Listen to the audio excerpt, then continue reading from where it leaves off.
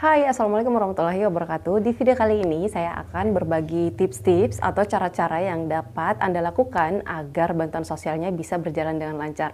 Tapi sebelumnya disclaimer dulu ya, video ini hanya khusus bagi masyarakat yang layak untuk menerima bantuan sosial. Sedangkan bagi masyarakat yang menengah ke atas, apalagi kalau misalnya kebutuhan sehari-harinya itu masih dapat terpenuhi dengan baik walaupun tanpa menerima bantuan sosial. Saya harap kepada Anda yang saya maksud tadi agar tidak menonton video ini.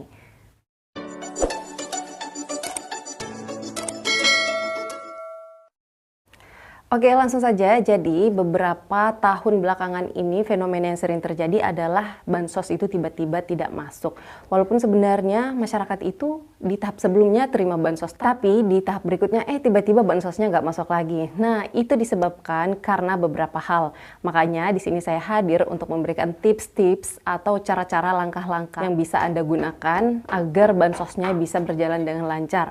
Karena ternyata ada beberapa masyarakat juga yang dulunya mendapatkan bansos dari sejak awal bansos itu masuk, dia datanya sampai saat ini masih aktif. Nah, ternyata itu semua ada penyebabnya. Dan begitupun juga dengan masyarakat yang bansosnya tidak masuk, semua itu ada penyebabnya.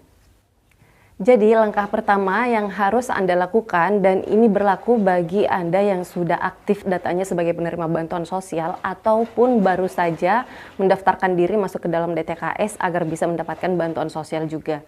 Nah, yang harus Anda lakukan jika Anda melakukan update atau pembaharuan data kependudukan, Anda harus konsisten dan teliti. Nah, konsisten ini contohnya seperti ini.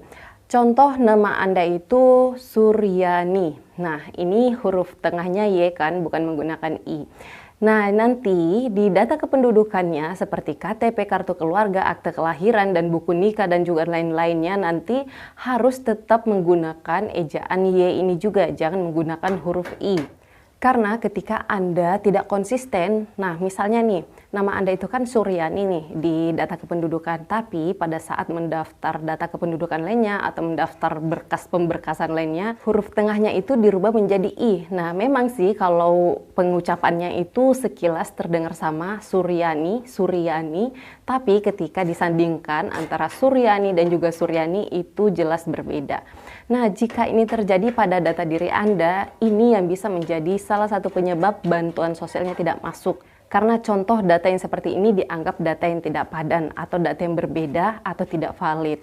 Dan juga Anda harus teliti. Nah, teliti ini maksudnya apa? Karena zaman sekarang itu kan ya wajar saja ya ketika kita melakukan pembuatan data kependudukan misalnya atau mendaftar berkas-berkas lainnya.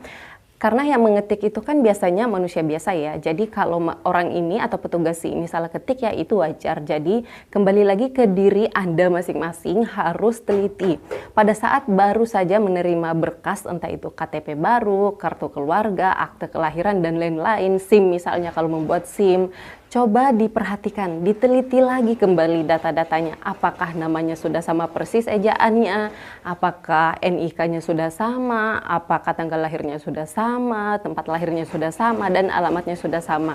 Ketika semuanya sudah sama, oke. Tapi apabila terdapat perbedaan satu huruf saja, maka langsung komplain hari itu juga. Langsung minta diperbaiki hari itu juga. Karena kalau sudah dibawa pulang pasti kesannya mikir lagi, nanti ajalah diperbaiki, besok-besok ajalah diperbaiki. Akhirnya ada timbul rasa malas untuk memperbaiki dan membiarkan data kependudukannya tetap seperti itu, tetap salah seperti itu.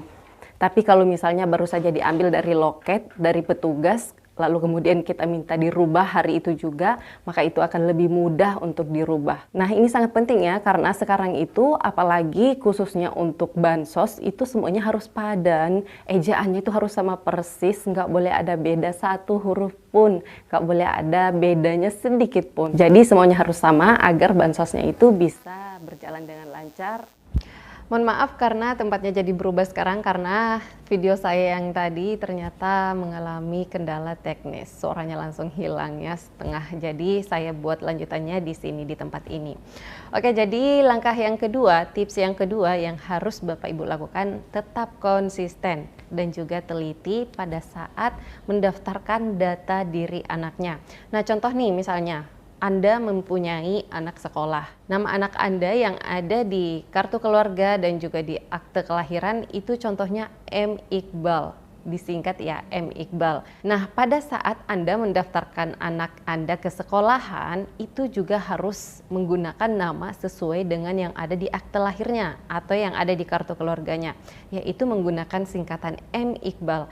Jangan sampai karena Anda merasa M itu sama dengan Muhammad atau singkatan dari Muhammad, sehingga pada saat Anda mendaftarkan anak Anda ke sekolah, namanya itu nggak disingkat, nggak disesuaikan dengan yang ada di kartu keluarga atau yang ada di akte kelahiran. Jadinya didaftarkan ke sekolahnya, namanya jadi Muhammad Iqbal. Nah, sehingga pihak sekolah mendaftarkan nama anak Anda ke Dapodik juga jadinya, yaitu tadi namanya sesuai dengan yang Anda daftarkan, yaitu Muhammad Iqbal.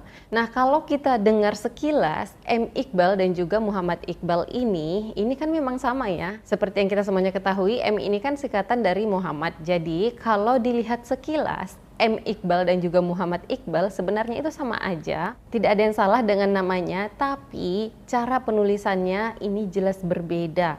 Dan apabila terjadi seperti ini pada data diri anaknya Bapak Ibu, ini dianggap datanya tidak padan. Karena yang terdaftar di Capil M. Iqbal dan yang terdaftar di sekolahan atau Dapodik itu Muhammad Iqbal.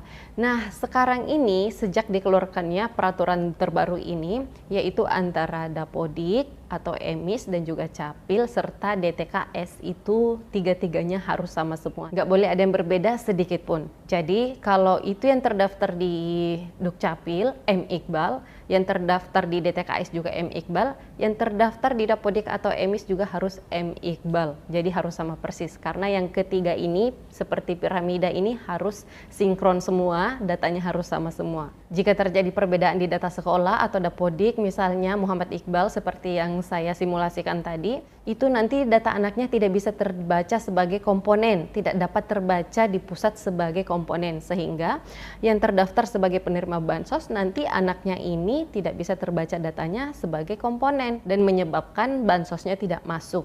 Nah, kalau masih ada komponen lainnya yang bisa terbaca ya masih mending, berarti masih bisa mendapatkan bansos, tapi untuk komponen anaknya ini yang sekolah tidak dapat lagi.